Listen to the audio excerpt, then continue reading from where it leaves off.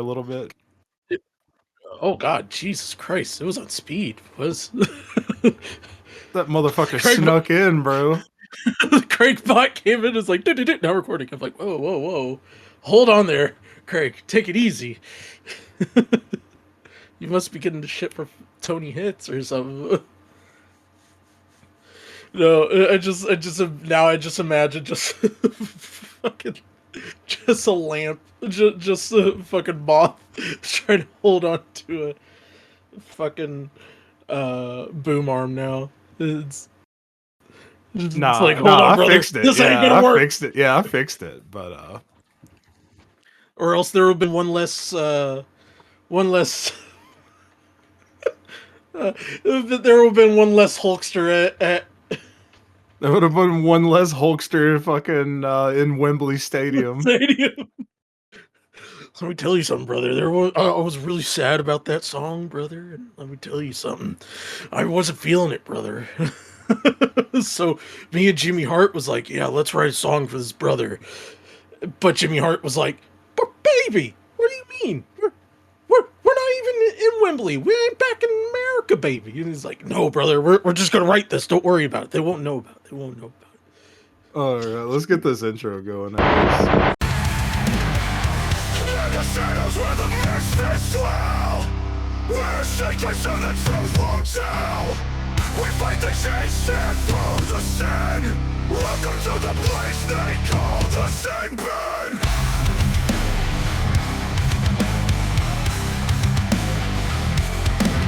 Like the blinding skies, our souls ignite. In the dark we ride through the night. Fear no beast and pain with crime. Alright, ladies and gentlemen, boys and girls, children of all ages, I am your hostess with the mostest, AlphaRuss. This is the Sinbin. With me, as always, the Big Papa Lampius. What's going on, Brother, I crave the forbidden lamp. You crave the forbidden. No, Dog, no, I was so happy to see that Burial Goods finally fucking read that out. Like yeah. the brother, I crave the forbidden lamp. I was so happy to see that when you sent it in my Discord. I was like, fuck yeah, he finally delivered. Brother, Yes. I crave the forbidden lamp. No, brother. It's just that, you know what? That meme is just basically the modern day version of the careful Icarus. The era of brother posting is upon us. The era of brother posting is upon us. Speaking of brothers, let me tell you something, brother. Today we're talking about a topic that I know is gonna today's topic is gonna leave an empty seat in Wembley Stadium. That's all I'm gonna say, dog. I don't know, brother. I had a couple neck pains, shoulders surgeries about that, brother. That ain't right. I ain't gonna do that, bro. Yeah, this one is gonna hit you guys like a steel chair to the neck. Oh no. But ladies and gentlemen, we're talking about the one and only Hulk Hogan, and we're talking about all the lies that he said over the years. And I have to find the video here real quick. Shout out to Base Frequency and both of his videos, because those were a huge help. Because there was two parts of this, folks. Two parts of this. And he didn't even know about the first one. And then I told him, brother, there's a second one. He's like, oh no. It's definitely going to be one less chair at Wembley. Mr. President, a second Hulk Hogan's Lies video has hit the tower. Oh no, Zen Tower. We haven't checked in on our a good buddy, old pal Hassan Piker. Hassan, how you feel about your Zen Towers being taken apart? I'll put a clip of him saying some sad shit or whatever it would be, I guess. But so I will say this, and I am going through the script, the transcript, the official transcript, about this, and I'm kind of going. We're gonna kind of go through like a few of them that that both of us kind of feel like is Dog. really, Like, I'm not really gonna important. lie, Alpha. Do you remember when I first told you we should cover this, and I was like, I'm gonna take notes on these videos so we can streamline them. Yeah, And I started writing, and the document quickly filled up 2 pages just from the first 13 minutes of the first video. I filled up 2 pages of notes. I'm like, dog, this man this is wrote gonna be more more than notes. like this is gonna be basically the entire transcript of the video. That's what it is. That's what it is. Now, I want to say this first and foremost. Like, this is kind of definitely an off the ball topic, but it's definitely on par for the course for yours truly because I am a wrestling fan by heart, and And this is in my wheelhouse as well because like 80s and 90s like WWF is like very near and dear to my heart. Like when I was a kid, my dad used to Mhm. have like, you know, tapes of all of the pay-per-views and shit, and like a lot of Mhm. the old episodes of Raw. Yeah. And that used to be the entertainment, you know, for us as kids when like the parents were watching like the boring shit, like, you know, like the Yeah. soaps and the fucking news So, and all that.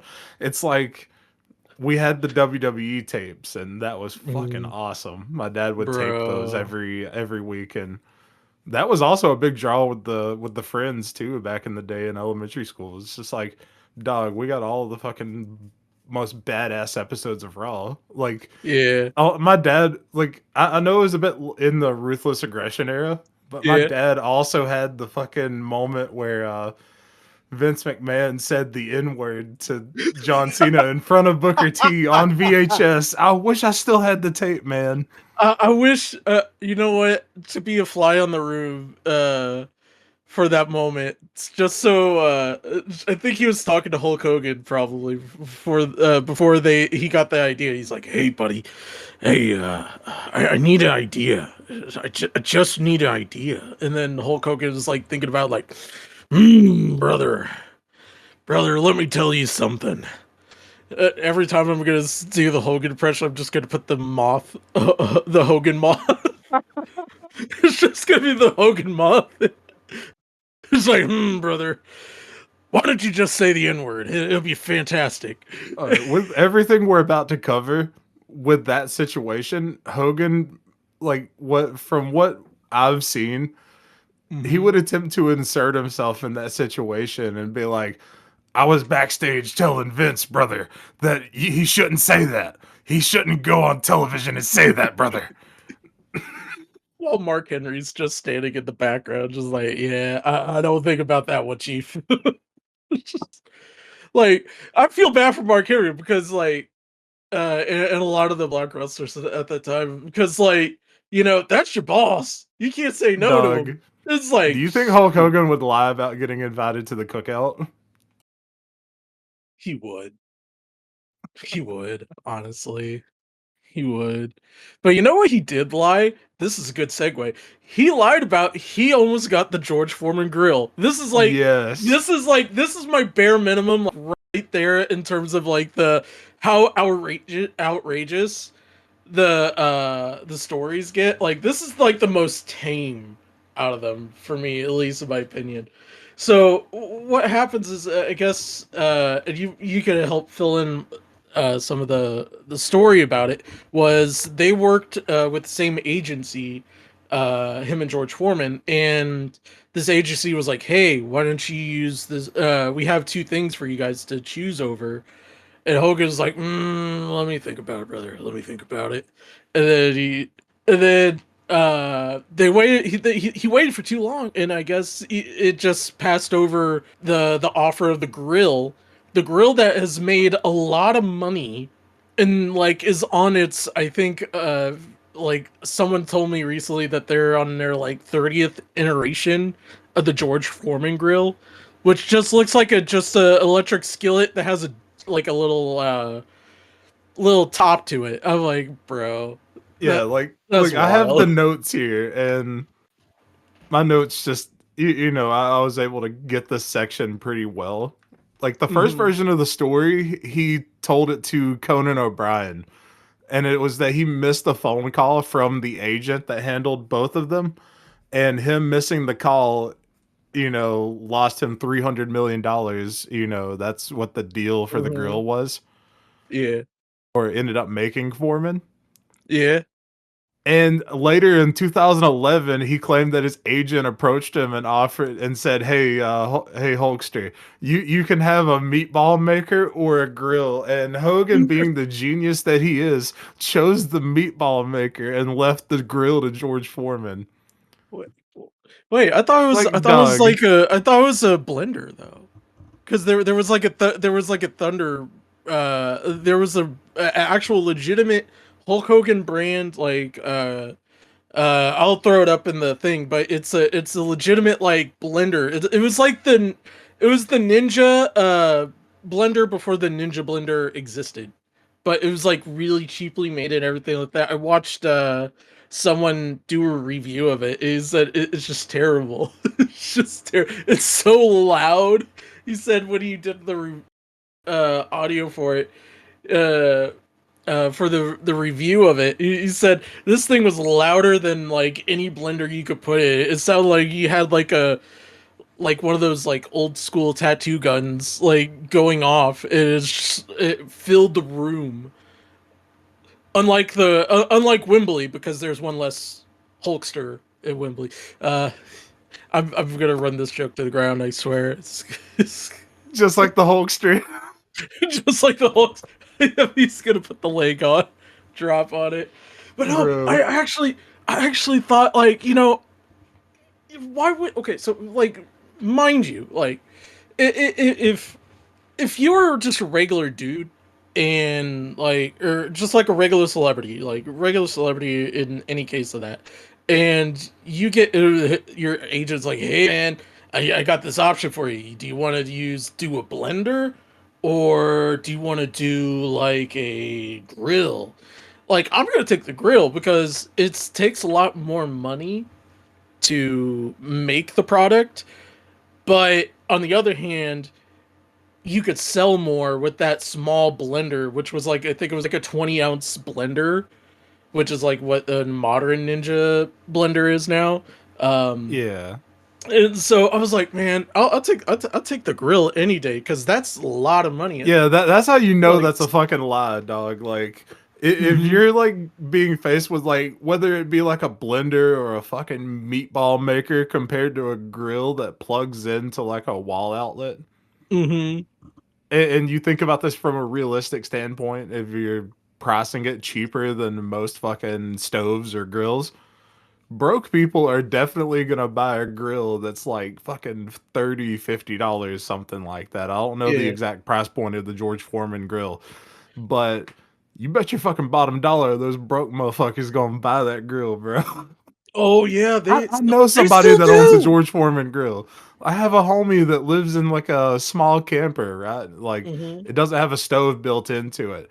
And he has to cook all of his like meat and stuff on a George Foreman grill. Like, mhm. he be making hamburgers and fucking like, scrambling up his fucking ground beef and shit for his Okay, other meals in the George Foreman grill. so to update this here. Originally when they came out, they were like 29 $35. Now the average price is from 16 to this brand new one that they just put out not too long ago called the George Foreman fully submersible grill.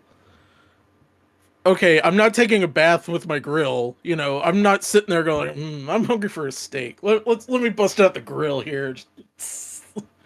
Like that doesn't that's no for me, dog. But that's like 51.53 uh as of Amazon price. So I mean, uh shout out Since to George YouTube Foreman. doesn't like the word, I'm gonna have to rephrase this joke, but it's Mhm. unalive proof.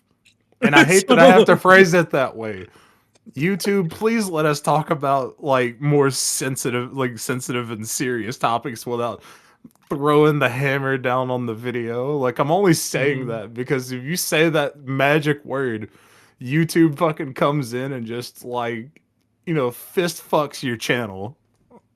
Oh my god. Ugh, the fisting. The fisting will never end But here. well, I Uh, also wrote in my notes like, the way that the guy that actually invented the grill, Michael Bohm, like mhm, originally like pitched like told the story of like George getting the grill. mhm, It's that he particularly had George Foreman in mind. Like, he approached George Foreman first with the mhm. idea. Yeah. And George Foreman originally said no, and he held out for months until George Foreman's wife nagged him Ooh, and yeah, made that's him true. reconsider. And That George Foreman eventually came around, and the rest is history. Like, that's how the story actually happened. Like, if Hulk that Hogan were involved in the pitch at any point, like George Foreman said no originally, and they just offered it to the Hulkster, and he's like, "Hell yeah, brother! Throw a couple steaks on the grill, brother. We're celebrating we're tonight." gonna we're gonna drop the leg on this T-bone, brother. All right. Look, here's the. You know what? You know what I think. There was like a football game. I think it was like a college bowl game a couple of years ago, where Hulk Hogan was like the grand marshal that was gonna like give the trophy to the winner and everything like that. Do you think when he went he was driven into the stadium to go into his nice preppy, like, rich people go burr uh press box, that he saw everyone cooking out at that game on the Foreman grill and just said, brother, it's getting some heat. He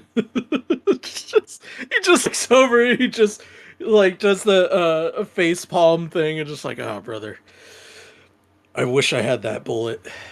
On I top of wish. that, do you think he saw the fucking defensive linemen on each team and was just like, "Wow, those guys are like fucking 8 feet tall and almost 700 pounds"?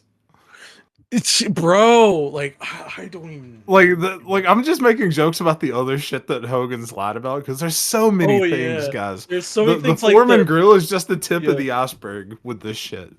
like But I want to the fact. preface this with like my favorite Hulk Hogan lie. This one's really short Mhm, and simple. yeah. Is during the Gawker lawsuit Oh no. where he was suing Gawker because they leaked the sex tape. He had to admit in court under oath that his penis is not 10 inches long, Oh no. and that he meant that Hulk Hogan, the character, had a 10-inch penis, not him. Oh Fucking, no. not him, the person, but Hulk, the character, has a 10-inch penis. Look, Dog. brother, his penis is a little bit bigger.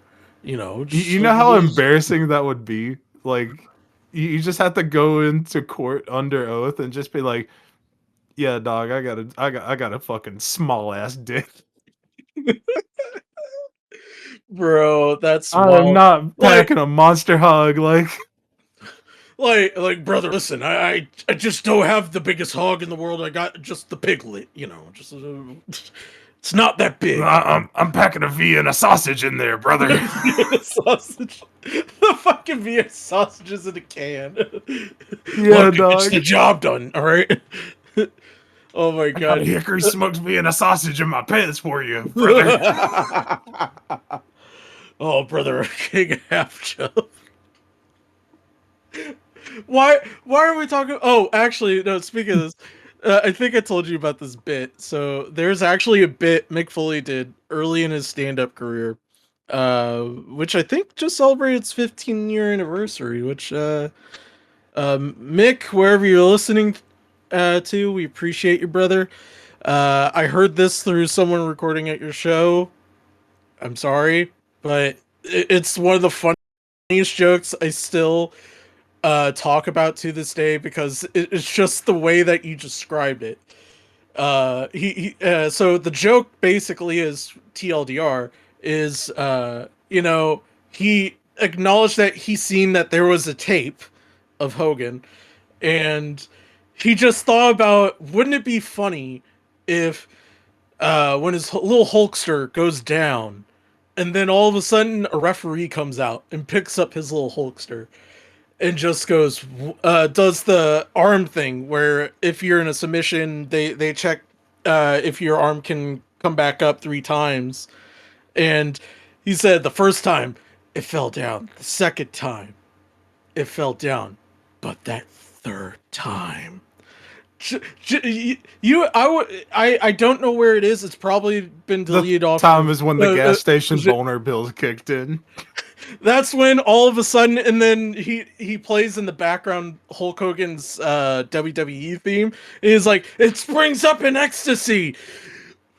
I don't have a punchline for this joke. I thought it was just hilarious that Hulk Hogan, this little Hulkster, had to answer to the 3 count. And by the way, that show still was gets done me in going. It still makes me fucking laugh to know that he had to admit in court that no, he does not have a monster hog. like, I feel bad for, like, I mean, it's kind of the same thing I always feel about, like, Ric Flair and his wife and everything like that. Like, I mean, look, he's the dirtiest player in the game. I don't know if he is inside or outside of the bet. That's between them. But, you know, with all the, you know, alleged roid abuse in the 70s and 80s and everything like that, you know, a lot of those side effects we found out through educational stuff, through health class, is like, you know, your ball and chain between your legs get a little smaller. So, you know, they're like, I'm Ric Flair. Woo! I'm Hulk Hogan, brother. How about you take a ride on the Hulkster train tonight? Just some girl sits there, goes like, fuck you, you have a small dick. Walks away. He sits there, goes like, man, I just can't catch a fucking break. And then just the fucking picture of Hulk Hogan crying. It says, I'm on my last fucking wits. Just suddenly appears. That's what I think about. I just think about that. I just sit there, go like, man, dating now for those who are like older is definitely a lot harder. I mean, if it's hard for me, it's hard for them too, but much harder. I don't talk about my penis. I mean, with the amount of fame that like those guys had back in the day, like I'm sure they were able to fucking just score every fucking day. Oh yeah, no, well, did you? I don't know. It's not. I don't know if it's in both of these videos, but I think I remember, if I remember correctly, and I would have to correct myself in post. There was actually an episode when him and his wife Linda got divorced. She got a big settlement. Like his net worth is like still pretty up there. It's like a pretty calm. Like I think it's like 2.8 mil a year. That's on top of like doing endorsements. So like maybe we'll round it out to 5. We'll just. I don't think reasonable. That in particular was in the beige frequency videos, but it has been discussed pretty widely. Like she took him out. Whew. Like she busted him like a scolded dog. I tell you, like as Jim Ross would say. But man, I felt bad for the Hulkster, and then I remembered I was watching this video and I was like, it's alright. It's fun. It's fine. He'll recover. So I want to get to this next one because you did talk about sports and we're talking about sports. I want to talk about the fact that he's talking about trying out for the Cincinnati, or not trying out for the Cincinnati Reds. He was offered. He lied about being scouted by MLB teams in high school, that he was that good at baseball, but that he like injured his arm and fucking they like stopped looking at him or something. Mm-hmm. Yeah, like I don't know. And then he also claimed to have a fucking .714 batting average in the Little League World Series finals, which would like, what scout would look at that though? Which would infer that like you know, under his like given name, that he made it to the World Series finals. Mm-hmm. Not just the Little League World Series in general, but the finals. That he's on the fucking best team in the fucking country. And here's the thing. So when when I watched that part, right? So I actually did the basic research of it. There's not even one mention of his non-gimmick name on the team or anything. Yeah, there are no records of There's Terry no record, Bollea playing in fucking Little League. brother.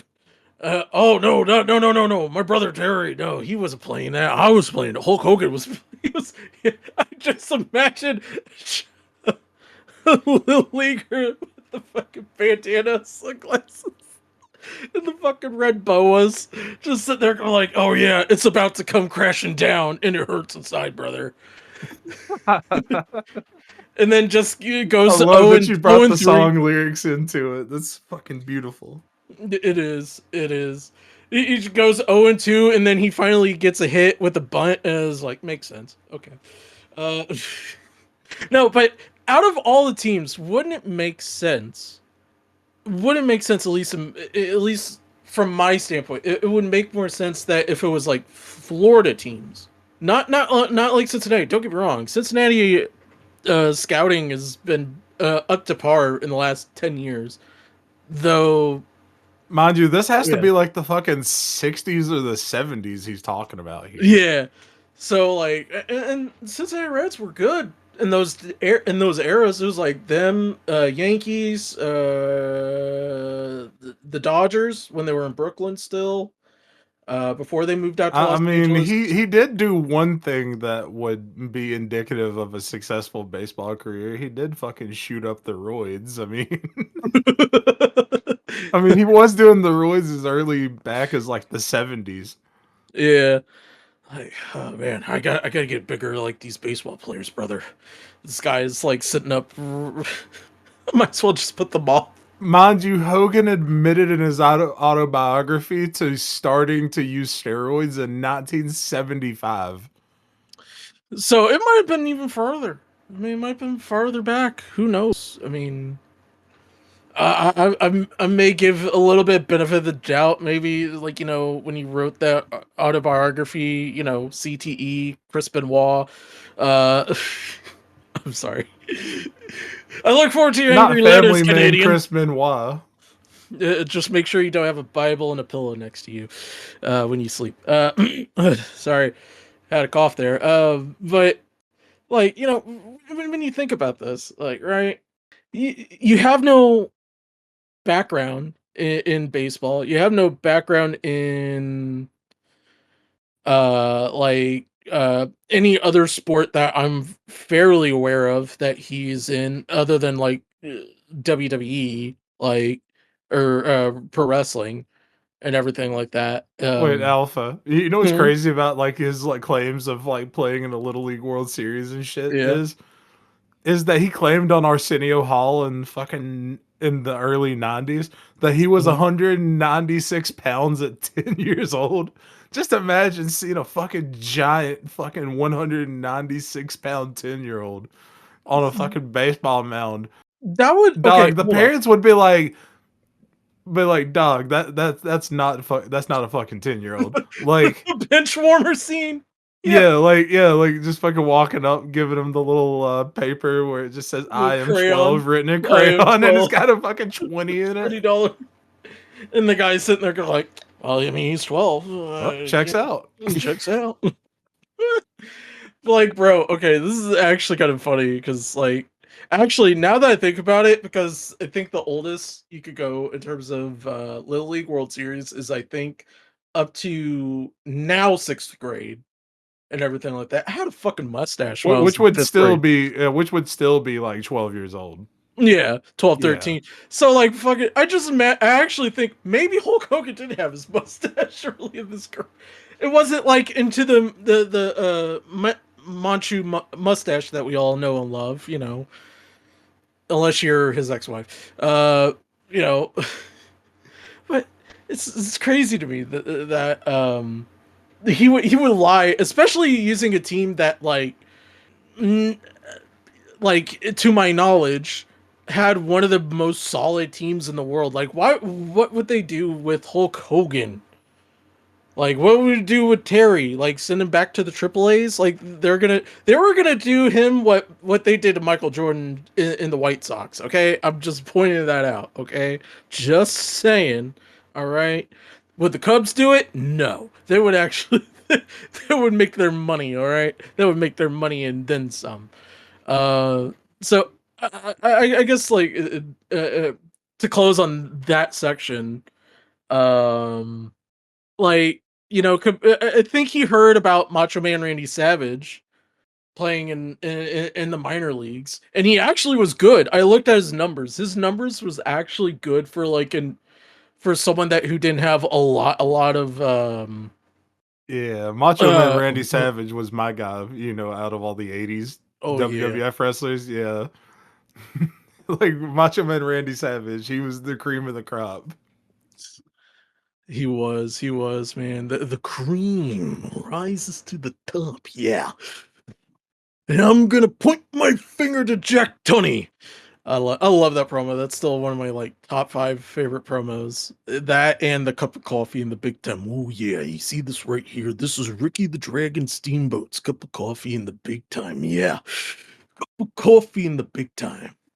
So I guess we could kind of get into some of the Yeah, what do you want to get to? the Uh, other shit that would, warrant fame that he's lied about, all the Hollywood shit he's lied about. mm-hmm. And also him lying about being being in Metallica. Oh my god! Shout out to Yeah, Justin Wang for that video. yes. That is one of my favorite videos because I sat there. I was like, he can't be bullshitting. He can't. No, no, not my boy Wang. And then he brought the receipts and everything, and I was just appalled. I was I was so blown away by that. I was like, you mean to tell me Master of Puppets would have sounded extremely different? Just plays fucking smooth jazz bass lines. Bro. And also imagine Metallica was coming up during the peak of Hogan's wrestling fame, Mm-hmm. in the 80s and shit, in the late 80s, early 90s. Yeah. Hogan was a fucking international superstar. You feel Mm-hmm. I feel like the rest of the members of Metallica would remember Hulk Hogan's fucking gigantic muscular ass fucking playing an instrument for them, right? Hey brother, I heard you guys need a bass player. I learned how to play Enter Sandman. It's just like buh, buh. Like Brother, because I got this fucking awesome song, brother. It's about a kid. oh no, it's about a kid in Wembley, brother. It's But he about a isn't Hulkster, there. brother. He's a little Hulk. Actually, can we talk about this for a bit? There's two Okay, let's albums. talk about the fucking Hulkster. Yeah, we need to talk about the Hulkster in heaven. We gotta talk about this. There's two albums that this man made of music. Granted, Jimmy Hart was mostly the main composer of that, so I give Jimmy Hart credit where credit's due. He had to work with what he had. This is like, oh come on, baby, we're gonna make some music. Oh yeah, it was just smooth jazz. Dun, dun. But baby, don't you know? It's it's rock and roll, not smooth jazz. It's like that's the only way I play. Just like hold on, I gotta actually pull up some of the song tracks of this album. Like Yeah, be careful playing those. no. Yeah. I'm pulling up the track list. Yeah, I'm not gonna play the music here. Uh, Yeah, because they are hellacious with copyright, man. oh yeah. Yeah.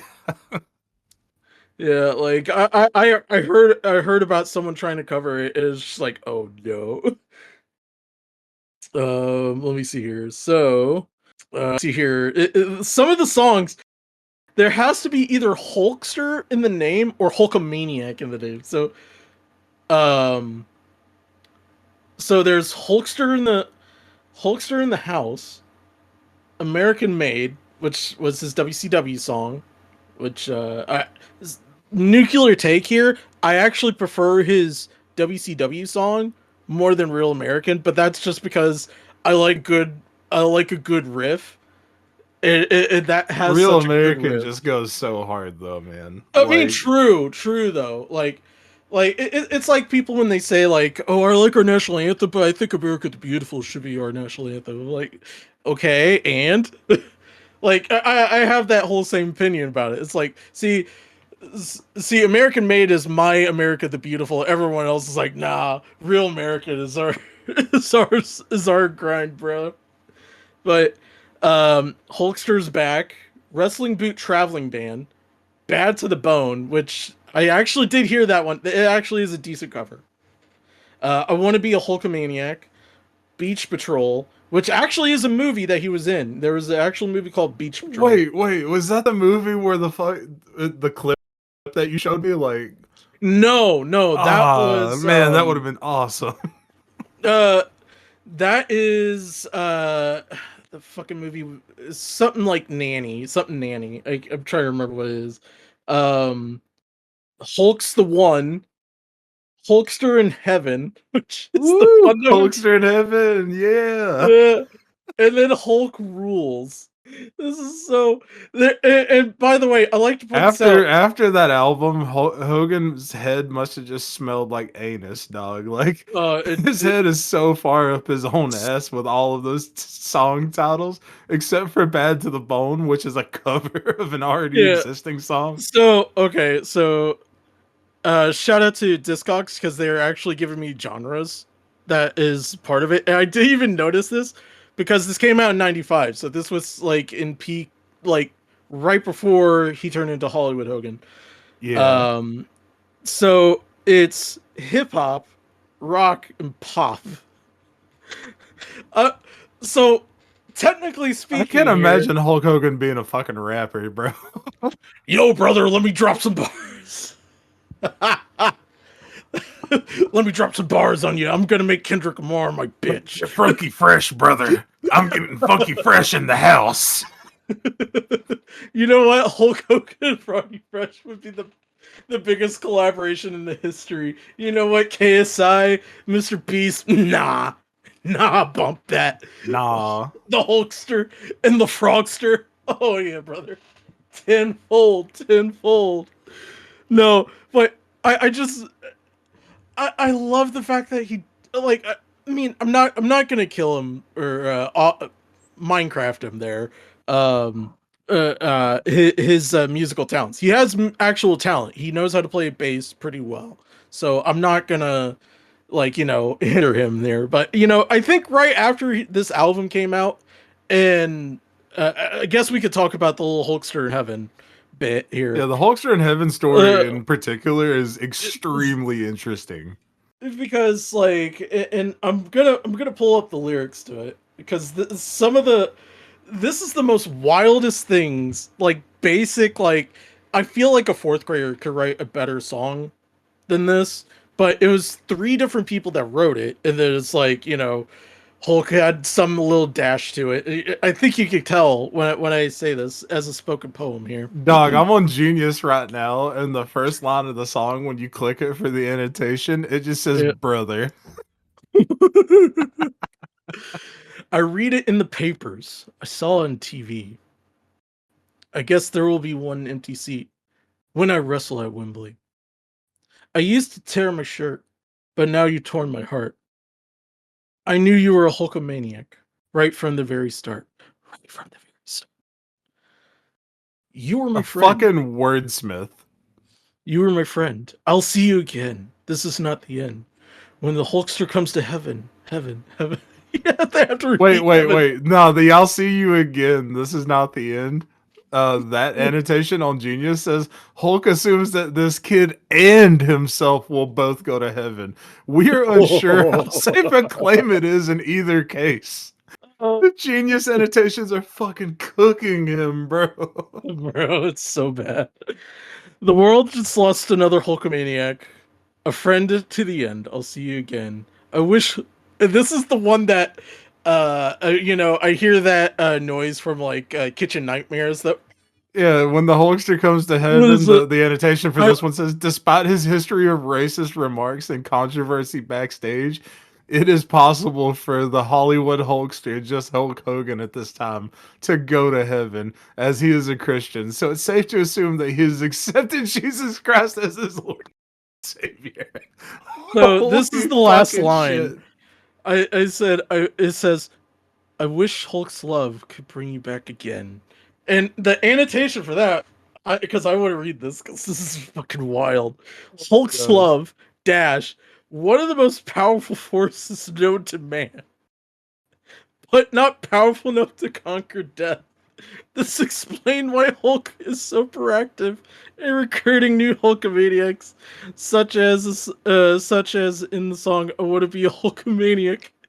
Gotta replace the ones who die. That's wild. That's the most wildest thing in the world I ever heard. That is from the song. Like, that is a quote from the song. When I told Lamp about this, folks, you got to understand. I was sweating with laughter.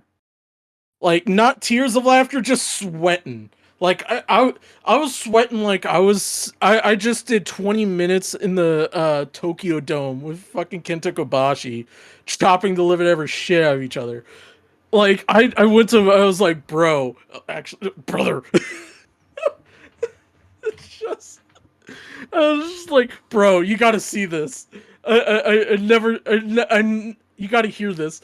When he heard it, Lamp, you gotta describe the words he told me after we got done listening to it.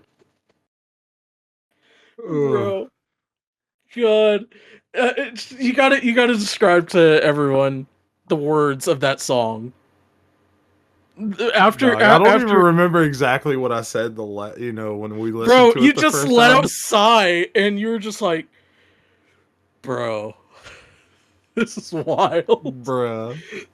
That's pretty much like the The TLDR of entire that. song is just a bruh moment. Like, it really is. We need Impleton to do a remixed version of it But with all the sound effects. the entire thing with this song though is, Yeah. besides being unbelievably cringe, Mm-hmm. is the backstory behind it. Because Hogan tells this backstory of, he goes and meets this like Make-A-Wish kid in the Mm-hmm. UK, and like, kids like got a terminal illness, and he's like not got much time, and that Hogan offers him like ringside fucking tickets at Wembley Stadium in fucking, I believe 1991 is when he claimed it was, 92. Because or that was for 92. summer. Yeah, that was for SummerSlam. Because And Hogan never appeared at Wembley in that year that he like claimed in the yeah, story. because that Like, I'm was that fuzzy was. on the exact years because it's been like a Mhm. month since I did the research, and my notes never Yeah, made it this far, yeah. unfortunately. But like, But so here's the wild thing about that, right? So like, I thought about this. I said, why? Oh, if you offered this kid, like, maybe if it was like, because I don't know the full timeline of it, because like even people that who even researched it, Beige included, like, doesn't really have a full time frame of that whole moment. Like, maybe it was like a year before that, because Hogan was still there um till I think about late, like, about right before right, like King of the Ring, I think, if I remember correctly. Um, because after that it was like a whole bunch of contract disputes with Vince and everything like that, and then that's how he basically became.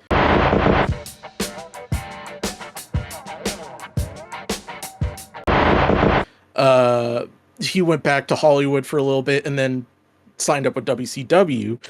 Um, and I'm thinking still to this day, does he still think about this little Hulkster in heaven? Like, because I bet he does kind of feel guilty. Like, I'm not even trying to, like, make jokes about it now. I'm just actually kind of being legit about it. Like, does he actually, like, feel really fucking guilty of not wrestling for this kid, because like, you know, the intention of it, it's like, okay, this kid made it all the way to Wembley, uh, and supposedly made it to Wembley, and he in terms of what Hogan says, and basically was like, well, brother, where are you? Where's the little Hulkster? And so I don't know, man. This is the most craziest story I think so far.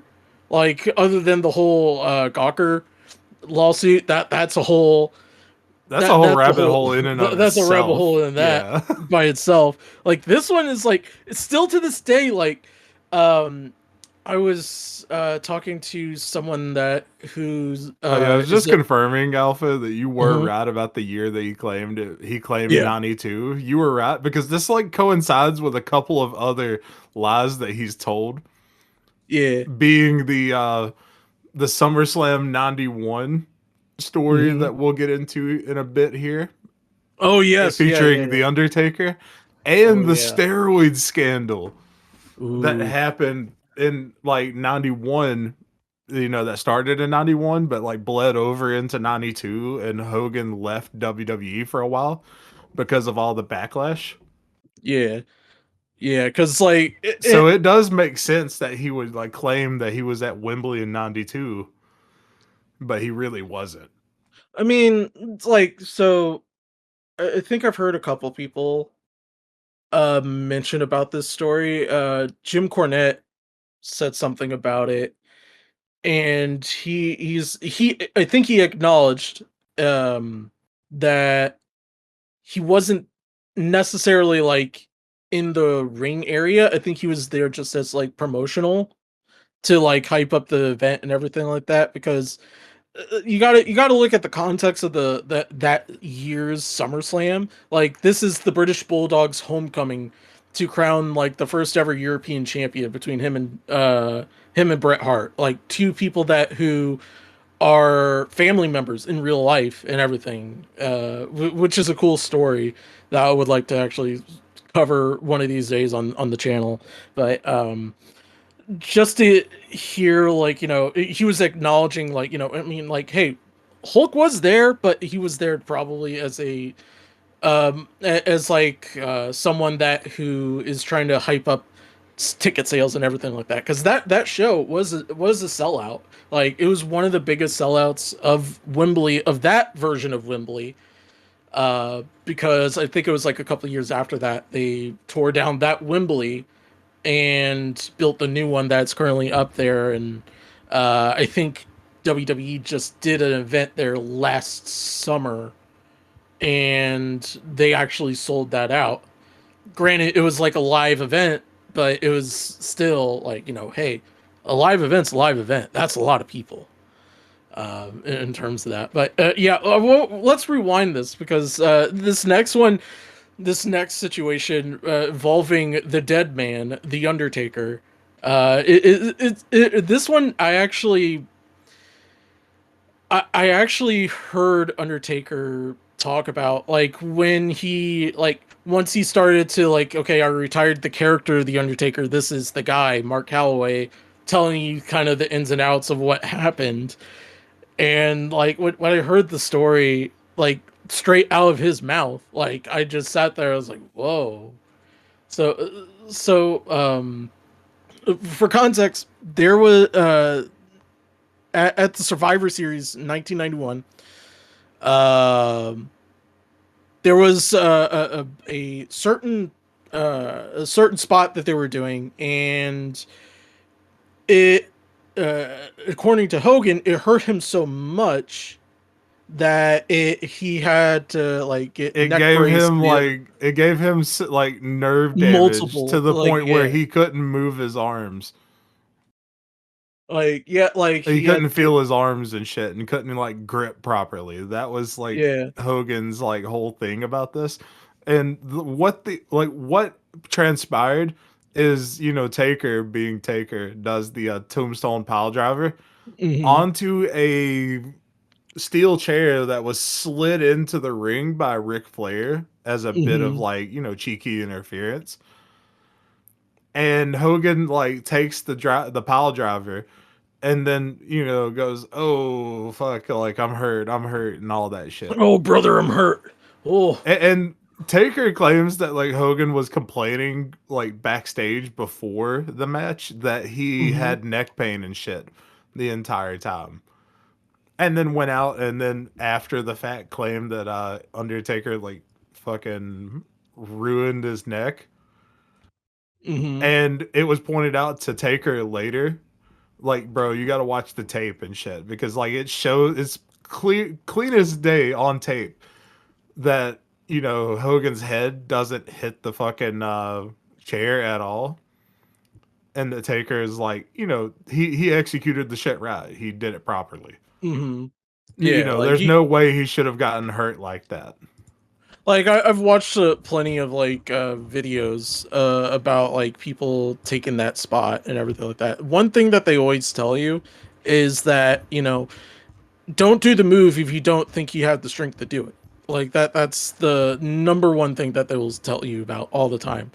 And so this was the so I actually look. I'm looking at cagematch.net, which is a huge database for wrestlers that shows like their history and everything like that. One of the things that they're talking about. So before that match, in '91, he wrestled Ric Flair 6 times. The Undertaker one other time, and that was at a TV taping. But the only opponent that I could think that would make sense of that happening was at the time, and I would have to go back to the 8th of August, or the August 8th, August 2nd, 91 at a house show because he faced Warlord. Warlord, from my understanding, I'm given benefit of the doubt, was a little notoriously snug with some of the topper talent because I mean it's a dog eat dog world back then. You didn't have social media to raise your name in stakes and everything like that. So you had to do what you got to do. Play a little politics here and there, back and forth. But sometimes guys just were genuine tough guys and just literally just said, you know what, I'm just gonna punch you and give you some stiff shots. So like maybe I could see that as it's something stemming because like I mean, don't get me wrong. Um I've seen plenty of Ric Flair matches. Like he's wrestled Ric Flair 1, 2, 3, 4, 5, 6, 7, 8, 9, 10, 11, 12, 13, 14, 15, about 20-ish times before that match. And I mean, could there have been like a snug shot, or there could have been an accident that happened during one of those house show matches? Possibly. Who knows at this point? Uh, but knowing Undertaker and his he and for a lot of people don't know, Undertaker, if you ask a lot of people that worked with him, uh they would tell you he's one of the most safest people that you could work with in there. And there's a reason why he was the judge, jury, and executioner for Wrestlers Court in the 90s. Okay, for those who don't know what that is, look that up. You'll hear some tremendous stories. All and payment wasn't money; it was just taking care of hotels and the elixir of the gods, whiskey, um, as Mark Calloway's weapon of choice. But uh, like it kind of went back and forth. Like Hogan's like, oh well, he hurt my neck, and then it's like Yeah, it's just like every time Hogan told the story, it would like the damage would get like exacerbated and shit. And my favorite like recollection of Taker injuring him was on his reality TV show. He claimed on he claimed in 2006 on his reality TV show, there's a clip of it out there, that the Undertaker spiked him into the concrete in Detroit in 74. mind you, Undertaker was only 9 years old in 1974. He's talking out of his ass. Like he probably like I don't know. He probably was doing a little bit of drinking before that, but I mean, who knows? But like, so like, And then this is something also, that. speaking of Undertaker, Mhm. fucking Hogan like retroactively tried to claim that he like fucking is responsible for Undertaker's entire career. Yeah, he He's like, wasn't. yeah, I put Undertaker on, brother. Not really. Like, see, He so the claimed the match. same for Kevin Owens too. He tried to claim that he was like Oh hell big no, in no, putting Kevin Owens on too, but that's a no. You bunch of know, shit. okay. Let me put it this way, because this is a actual genuine fan of Kevin Owens when he was Kevin Steen. The match that really put him on the map was his trilogy with El Generico. God bless El Generico, saving the orphanage in Mexico. He's retired and he's trained Sami Zayn to be one of the best of the world, and beating Kevin Owens and also getting beaten himself too. Um, but like those trilogies matches were amazing and like that. I just don't think Hulk Hogan was sitting at a Ring of Honor taping where everyone's doing like flips and dives, dot dot dot, and sitting there go like, you know what, brother, I think I'm gonna have to put him over. I'm gonna have to put him over.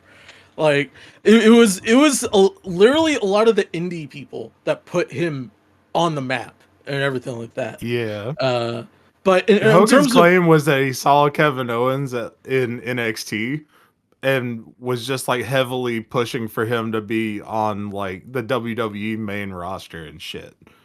Like heavily. And that's just kind of like not necessarily the case because I mean his work proved it. Like his yeah, body of work proved for itself that he was like capable of it, and they saw that he had what it took, and they obviously made that choice on their own yeah.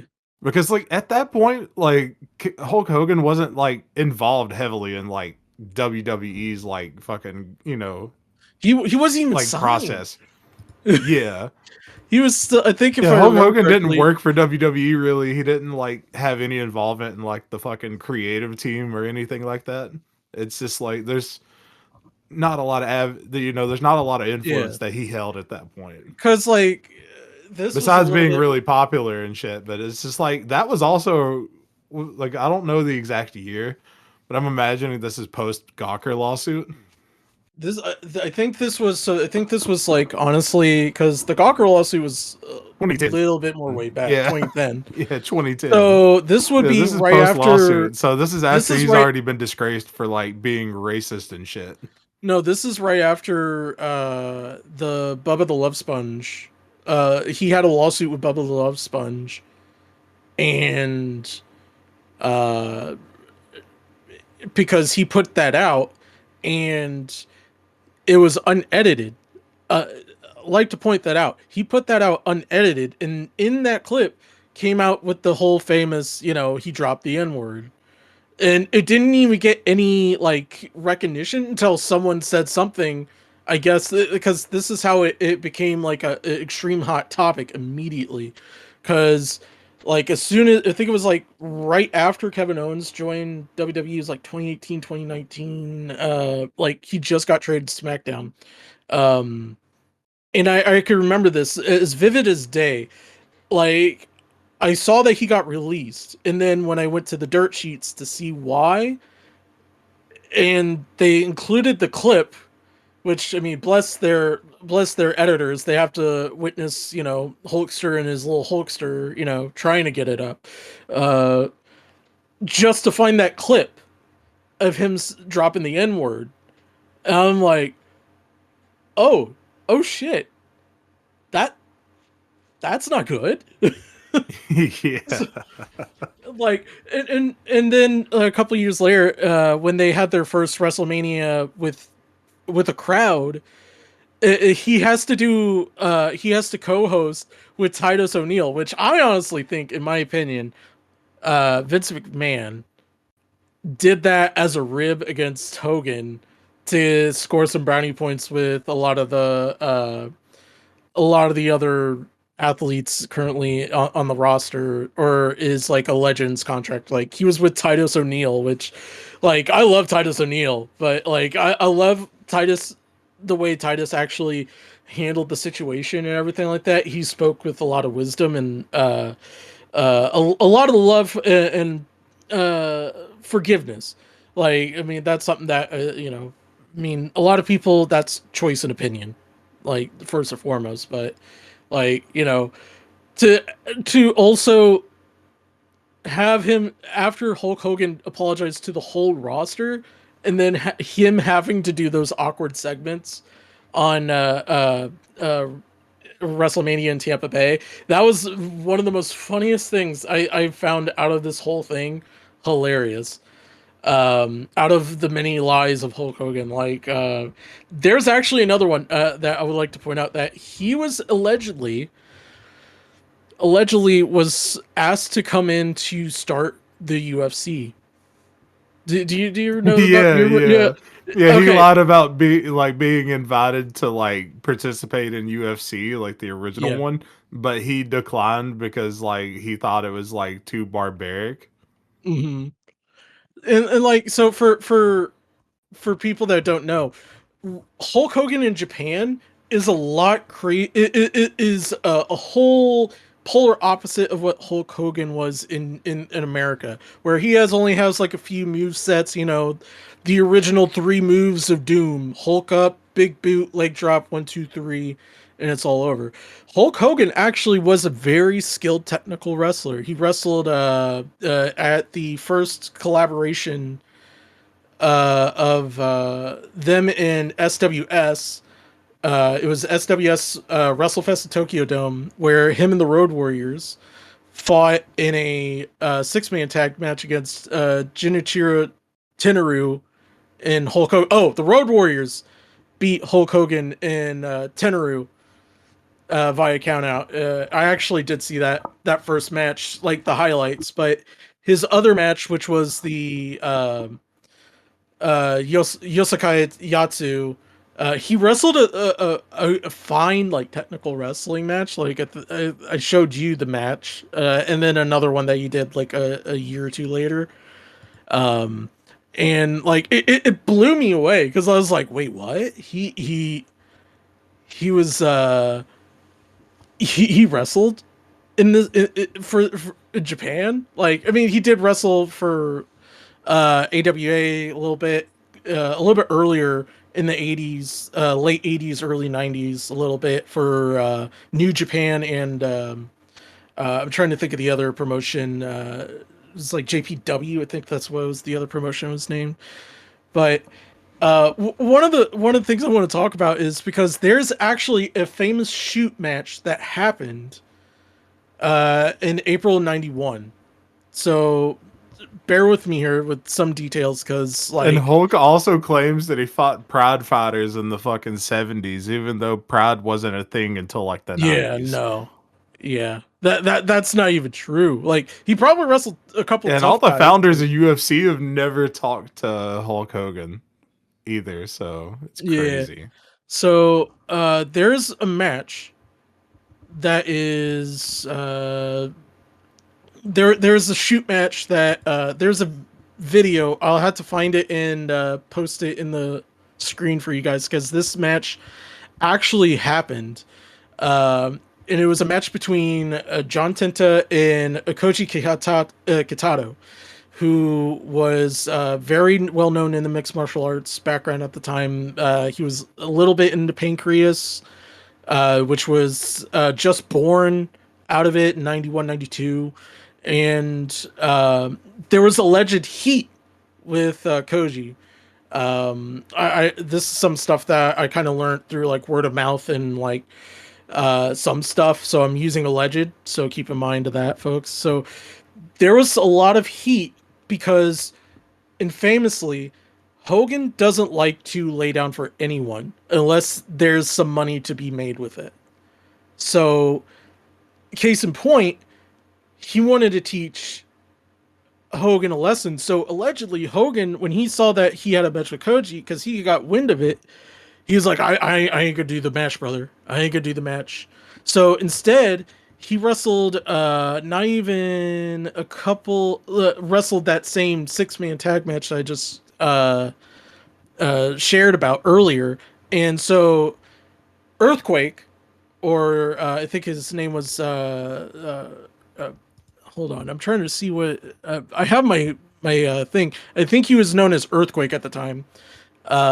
When he wrestled this Koji Kayu, and it became a shoot fight from the get go. And if you've seen the match, it's on the internet, it's on YouTube, it's on wherever you could find it.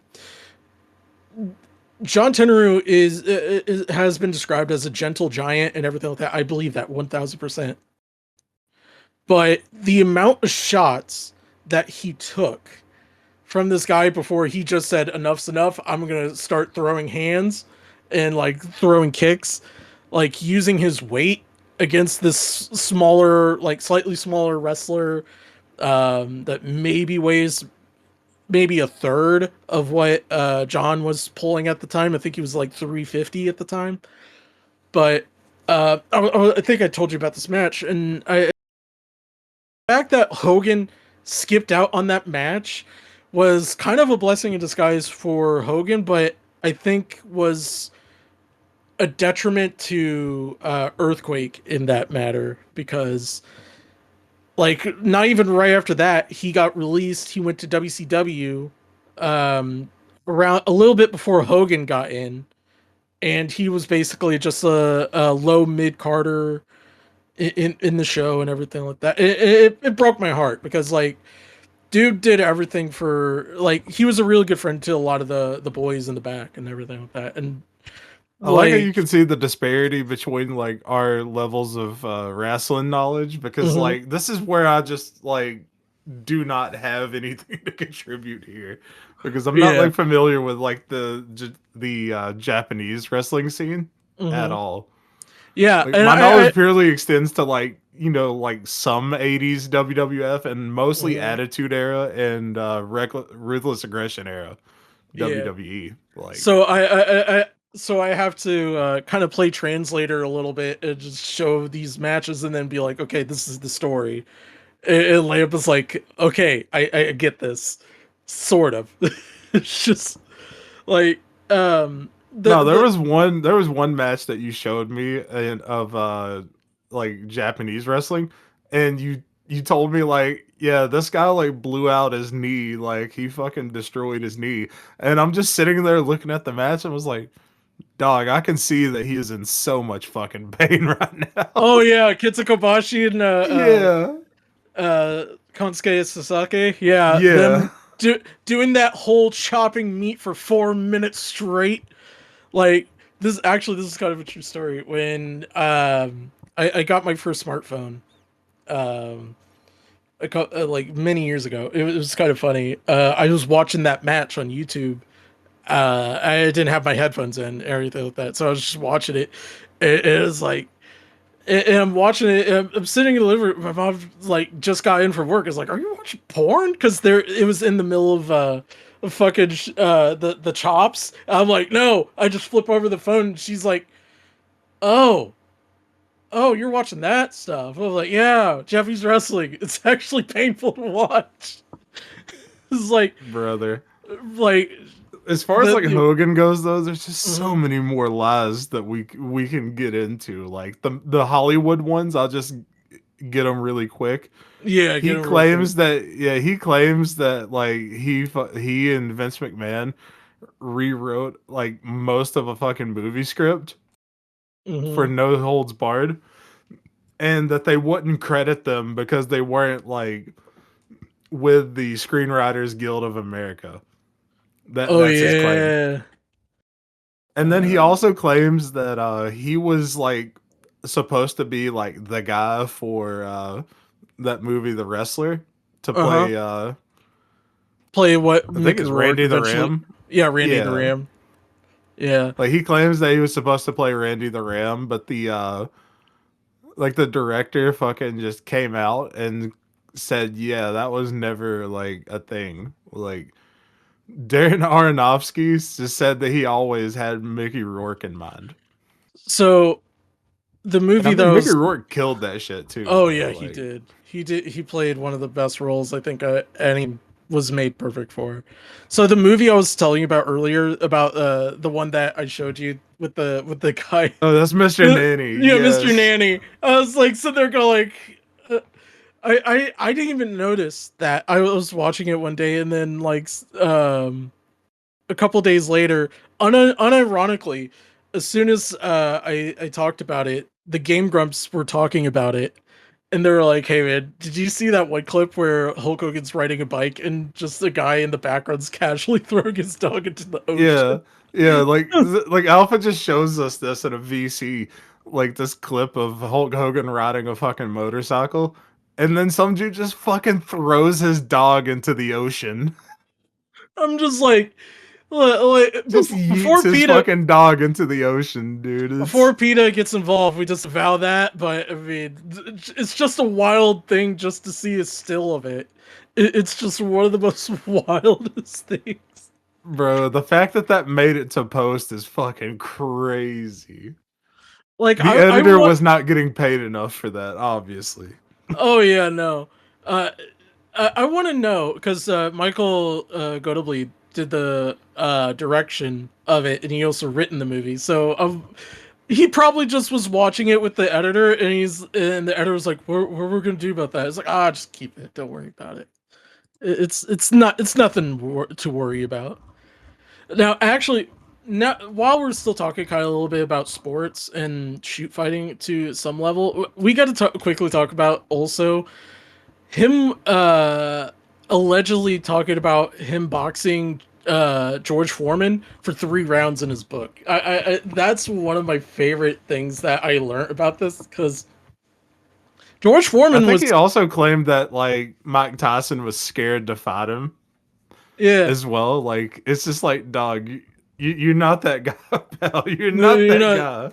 you're not that guy because I think at the time George Foreman was actually making a comeback in the heavyweight division anyway when this stuff was happening because he retired for like a couple of years and then like about around I think it was 80 89 91 I think that's when it happened when he was like he was like hey man I got uh you know hey brother, I heard you. I heard... Wait, why am I giving George Foreman the Hulk Hogan voice? I don't know. It's like, hey Hogan, this is me, your boy George Foreman. Hey, I got an event at my gym. Do you want to come by and say hello to some kids? Hulkamania is fucking running wild in our imaginations, brother. He's running wild in my brain right now. Just I fucking brain know. rot. Like some of these stories, like and once again, shout out to Beige Frequency for this video. I mean, Yeah. Hulk Hogan's penis isn't 10 inches long, but the amount of our imagination that our mind, our gray matter, that Hulk Hogan is occupying at this moment is at least 10 inches. Mm-hmm. Hulkamania Like is running wild through our fucking synapses, brother. oh my god. No, but like he wrote in his book that he was going to uh George Foreman's gym. They were doing a charity event and then he said he's like well I guess George Foreman just came up to him and from like how Hogan was presenting it, it's like, hey bro, do you want to do 3 rounds in the boxing gym? It's like, yeah man, we could do this for fun, it'd be cool. And Hulk Hogan was like, nah, bro. When I want to point this out, George Foreman wasn't even at his heavyweight weight yet because he wrestled in the cruiserweight, which is the weight division for heavyweight. Um, before he started doing his heavyweight journey when he won the heavyweight title. So it was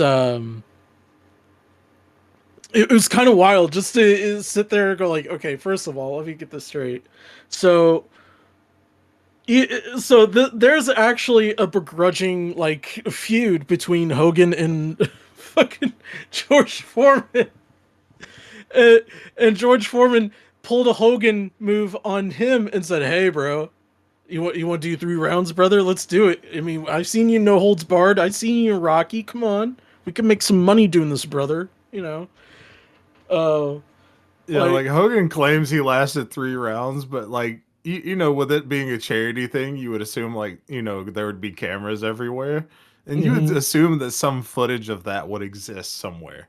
Yeah, like I would think it's like locked up in like the Foreman like foundations like basements and everything like that.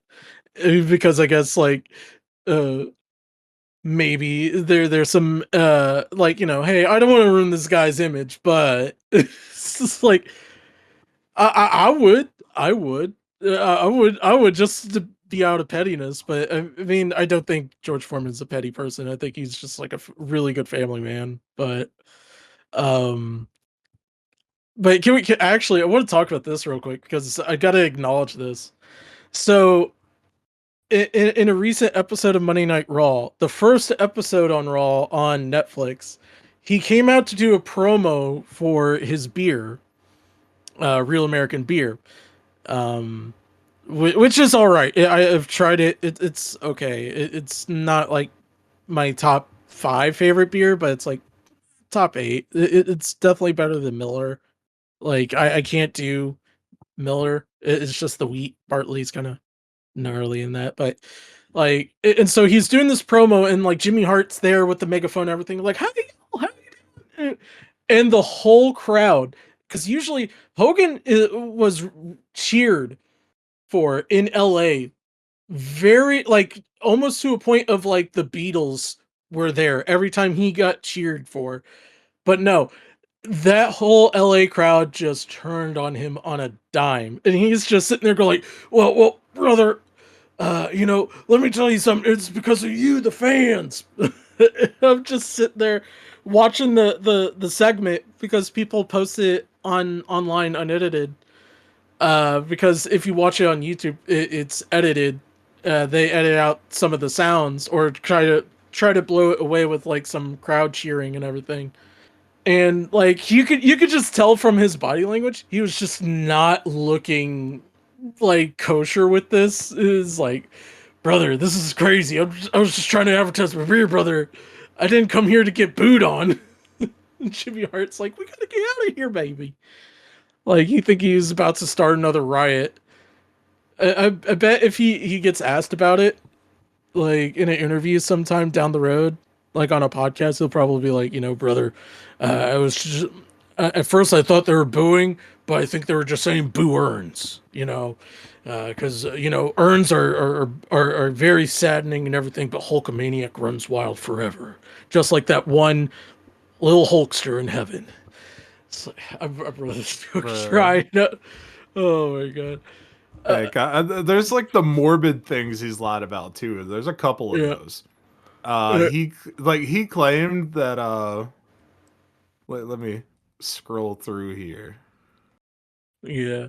But This is wild. he claimed that he got held up by like gangsters in Puerto Rico months before Bruiser Brody was fucking murdered in Puerto Oh Rico. my god, that Like story is he claimed so. that on Joe Rogan. He went on Joe Rogan and claimed that like before like months before Bruiser Brody was murdered, Hmm. that he was in Puerto Rico and like they held him up too and was just like, if you ever come back to Puerto Rico, we're gonna kill you. Like, Like after the fact, he just kind of like retcons, like tries to revise history and just write himself in there to try to yeah, insert himself in something that's already like really sad. like I don't know if you've seen the shoot interview, or the Dark Side of the Ring episode when they covered that story. You could just tell the great sadness in Tony Atlas, when he said that when he like the day that happened. Is like he said, it just left all the air in the room out. Just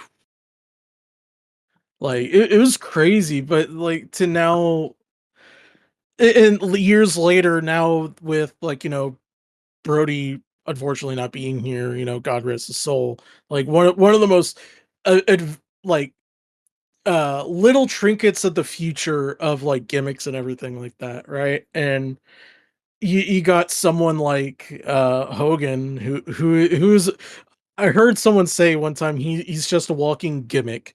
And he's the true definition of a gimmick. One of my buddies He's talking from about Hogan playing the character like all the yeah, time. yeah, It's sort like of like a proto Doctor Disrespect, but without all the yeah. fucking messaging minors. Oh my god.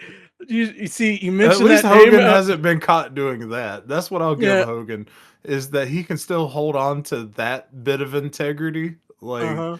he didn't touch kids. I still care about the little Hulksters, brother. Let me tell you something. It's Yeah, like, the little he never was inappropriate with the little Hulksters yeah, that no. any of us know of. Yeah, that we have know of, yeah. That But could come like back to bite us in the ass later. that You that never family fucking know. that family that family whose kid passed away. Hogan wrote that song like it's like god damn, bro. No, but And like then the other morbid thing, if you want to mhm. move on to that one, would you like to? I mean, I just want to say this real quick thing. It's just okay. like, uh, you know, if, for those that who listen to like Ric Flair and like Ric Flair's podcast and JR's podcast and everything like that, um, I highly encourage you to look up their takes on the whole like that whole episode, because like of Dark Side of the Ring, when they were in Puerto Rico and everything like that, and just like you can tell how much of like a gentle giant Brody was behind the scenes, but as soon as like it was go time, it was a switch, and he was one of the toughest dudes. I remember correctly. Ric Flair saying there was three guys that he would trust to be by his side if he was in a bar fight. There's John Tenry, a man called Ming. Yeah, I gotta love Ming. And Bruiser Brody, because like the fact that like there's so much aura and mystique uh, about Brody, Bruiser Brody and his career and everything like that. Like he had a dog collar match with Roddy Piper that wasn't televised, but it was at a regional event, and people that were at that event described that match as like it would make the one that he had with Harley Race look like an absolute like look like a hospital like bleed out. Like that's the scale that we're talking about. Apparently they said that that match, which happened in California, um, and I'm going into a little bit of historian here. They had a dog collar match, and basically, him and Piper bled buckets. Like I'm talking, like on the Muda scale, it's a 9. Like it's not Great Muda or Eddie Guerrero versus JBL, like Judgment Day '04, like busted open. Like it was a whole nother level. Like they said, that's why there hasn't been very many very well known uh dog collar matches that has happened in California in nearly 30 40 45 50 years now since that last match. But that's my whole thing about it. You were about to Yeah, the uh other morbid thing that Hogan lied about. I'm pretty sure a lot in the wrestling world know of the tragedy of the Von Erich family. mhm. Hogan's dumbass lied about being on a plane with Kerry Von Erich, like, you know, like a week or days before his passing. Yeah, if I remember correctly, that was they were coming from and Japan. his claim is that his demeanor was completely different than what like Bret Hart and others that knew him were Hmm. claiming.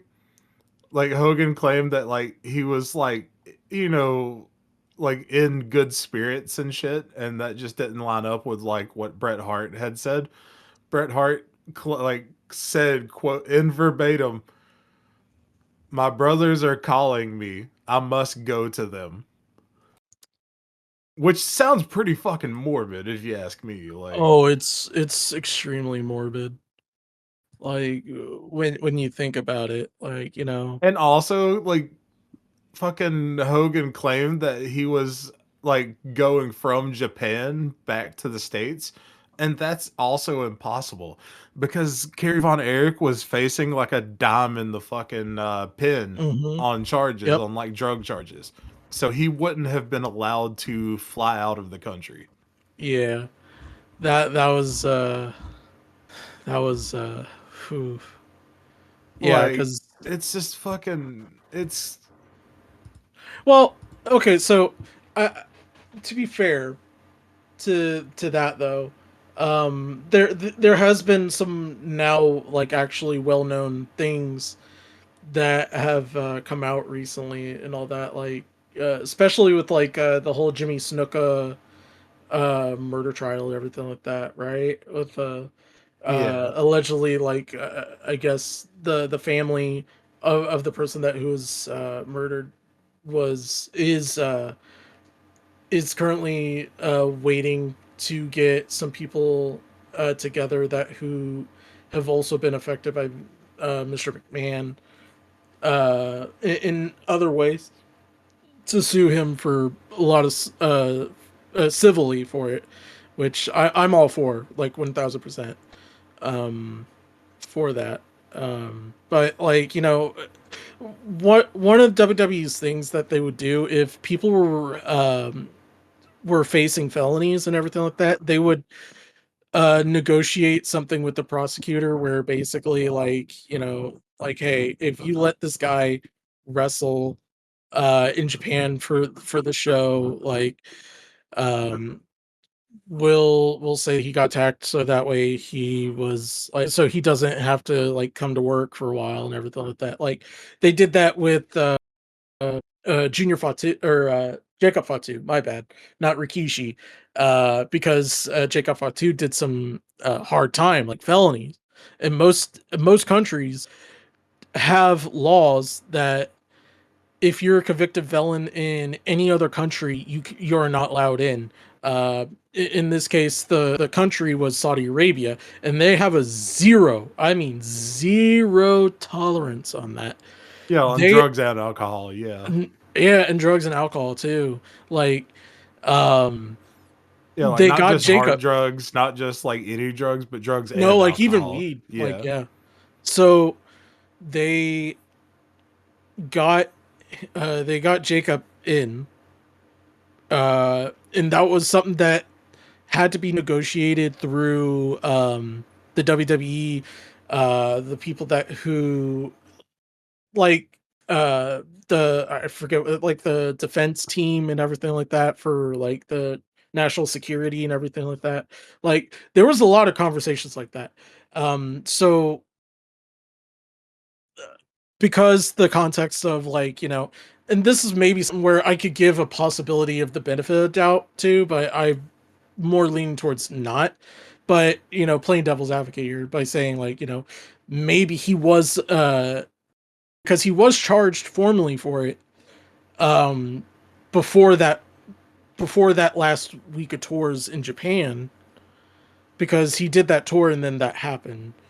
So there could be some context where like, you know, maybe Vince called in a favor to one of the promoters in Japan that he was talking with, so like SWF or UWF, something like that, and just said, hey, talk to them, like it's only going to be for two shows and he's gone like that. Because like when they because I watched a documentary about people who get felonies traveling from like different countries and everything like that. Like, for instance, if you're an American going to Japan and they find out they do a whole Yeah. background, they will keep you in the jail of the airport and everything like that. Which is like a normal jail cell for like Americans. It's just you kind of sit around and do that. It's not like the strict like prisons that like prison documentaries that I've been seeing lately, where like everything is on a schedule and everything like that. Um, but it basically you're held there till you have to leave. So unless something like that happened, and then he got like a telegram of some sort that says that hey, you're gonna go in handcuffs as soon as you get off the plane when you come back to America, something like that, then that's a possible strong possibility of that. So like it like I said, the fact that Hogan claims that he was on that plane and he had a different Yeah. demeanor, Like like the when thing there's is, he multiple was like witnesses to it. the thing is with the Kerry Von Erich thing is like he Mm-hmm, was already like awaiting trial, like mm-hmm, out on bond, awaiting trial in the States. yeah, Those motherfuckers ain't gonna let you leave the country, bro. Like you ain't yeah, about to leave the country. but like And you if you do, know, you go into fucking you go into fucking prison, you know, not just regular prison. You go into fucking you go into the Fed. like yeah, you go into fucking prison and you're gonna have some big old boy like Mark Henry standing behind you Mm-hmm. saying I wanna get romantical. I want you to put your lips on my hot mouth. I'm feeling romantical. That's still look. I know we just said so. Like we're talking about horrendous thing, but the fact that we have to Yeah, like the go, more morbid thing, yeah, yeah. but still, But like like still, yeah. But we're here to have a little I bit of think, fun, yeah. but it's just I think like that. it's just like it sucks that Hogan fucking tries to like retcon himself into these like really sad stories, like Mm-hmm. to try to be like, yeah, I was there. Like it just seems like the MO of Hogan's like shit is just like I'm gonna retcon, you know, I'm gonna revise history to be like to be there for stuff that I wasn't actually there for. Like, dog, you've already done enough significant things to where, you know, you would actually fucking be notable as is. You don't have to lie about things. Like, you're already Yeah. famous. Like, just fucking pack it up. There's yeah. I think and to kind of wrap it up here, so to speak, because like Yeah, let's wrap it honestly, up with a less morbid one that's more yeah, goofy. yeah. Hogan wrestled 400 days in 1 year. See, now He that's broke the wild. laws of time. He broke the Like, laws of time, and he claims that his 400 days thing is because of the time zone differences flying between the States and Japan, which doesn't make any fucking sense. Because like if you're flying to Japan from the States, you're traveling to the future because mhm, Japan's time is ahead of ours. So if you get like, on a plane in the evening in the United States, you passed an entire day. yeah, Like like, you passed like fucking 13 plus hours depending on where you are in the states. And you're losing that day. So you're going to be wrestling less than 400 days. It makes no logical sense to be wrestling over 400 days unless yeah, you're like starting in Japan and then flying over to the states and wrestling like before midnight in the states. so what he would have to do in order to wrestle like 400 days is he had to have a referee with him at all times. You know what? Here's a new lie that he could say. Like, brother, let me tell you something. You know that 24/7 hardcore rule? Yeah, I made that before it was cool, brother. Like I was wrestling for. It's like it's fucking wild to me that he would say that. It's like I was in a time travel, brother. I was a time traveler, brother. Like there's that belt. I think I showed you this belt. It's called the DDT Iron Man belt, which is defended with the 24/7, I 7 days mean, a you week, figure if Hogan was 365. able to invent time travel, he would invent a cure for male pattern baldness too. But like, that wasn't his priority. Yeah, I just, oh my god, I love that. Like I Bro do I takes his do. bandana off. He just has that King Neptune ass hairline. Fucking Bald, my my eyes, eyes. bro. That's so funny to me. I still find that funny. Um, oh my god, it's just like to kind of wrap it up here, because maybe there will be a part two to the Hogan Lies. I don't know yet. We're gonna see how this one performs and everything, but I gotta say, like, growing up as someone that who watched like Hogan and Macho Man and Flair with the most utmost respect, and in terms of Flair, disdain for him doing all these dirty tricks, I gotta say, the real heel was Hulk Hogan all this time. He was Hollywood Hogan before he turned into Hollywood Hogan, and everyone didn't even realize it. And it's too late now. Everyone knows it. It's like, son of a bitch. He's actually Hollywood Hogan for life. Like, I don't know, man. Like, this is so crazy. Like, I mean, he's just that one guy that you know that just fucking tells the most preposterous bullshit stories. like That Big everybody Fish. knows somebody like that. Like, Everybody like, knows a guy like that. like you've seen the movie Big Fish, right? With I'm trying to remember the guy's name. Like, it's basically I a don't guy. believe I have. Oh, it's a good movie. You got to watch it. It's basically the story of a man telling his son a fishing story, but it's like it's really about small fish, but it's Yeah. he emphasizes it for more awe I and mean, ooze. Hulk Hogan's Yeah. just the average Redditor, though.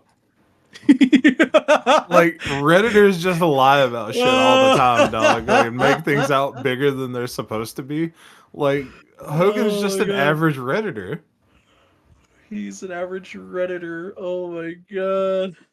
I never thought about it like that. Like, it's just everybody knows a guy like that IRL, and Hogan was that guy. But the thing about Hogan is that he has like a proprietary level of fame that most people don't, which makes you like question, is this actually real? And you have to get into the weeds with these things. And Hmm. when you do get into weeds of them and go down that rabbit hole, it's fascinating to see that, wow, this motherfucker is a pathological liar. I mean, look, man, the saying "you gotta fake it till you make it" is just like it, it's a real thing.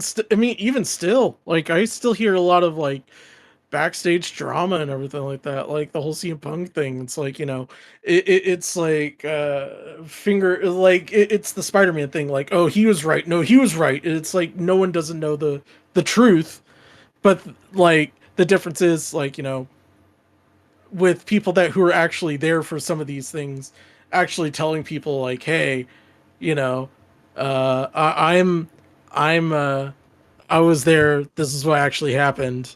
And yeah, it's so crazy. Like, I'm still flabbergasted. Like, just what? Okay, why would you write a song about? I'm still flabbergasted about this thing, and I told you this the little Hulkster at Wembley, brother. Bro, Why? I implore all of you listening, if you've made it this far, go look up Hulkster in Heaven, like Hulkster in Heaven, like Genius page, and look Mhm. at those annotations. My God, those annotations are fucking just ripping Hulk Hogan a new one, Actually, here, and it here, is actually hilarious. even better. Listen to the song while you read those annotations. It will make you feel to make you laugh your ass off while The song on its own also already feel- is like something else. Like the song on its own while is something also else. feeling slightly guilty in some level because you're laughing about a dead kid. It's just like, wow. It's like, damn, I feel bad about myself. It's like, bro, that's fucking crazy. But I mean, look, at least we know that he's in a good place now. He's in heaven, waiting for the Hulkster to Hulk up one more time, and drop the lake on the devil here. With that said, this has been the Sinbin. I am the AlphaRuss, and I'm this is Big Big Papa Papa Lamp. Lamp. We're out here, brother. This is for the little Hulkster in the bin. Oh no. And we will see you at Wembley next time. Oh.